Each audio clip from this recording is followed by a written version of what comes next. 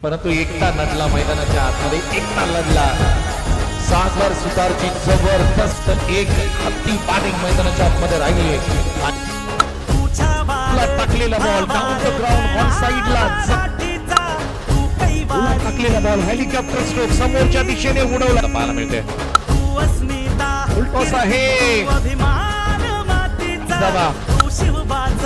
हा फटका पहा तुम्ही जागेवरून खेचून मारलाय हो महिला आलाय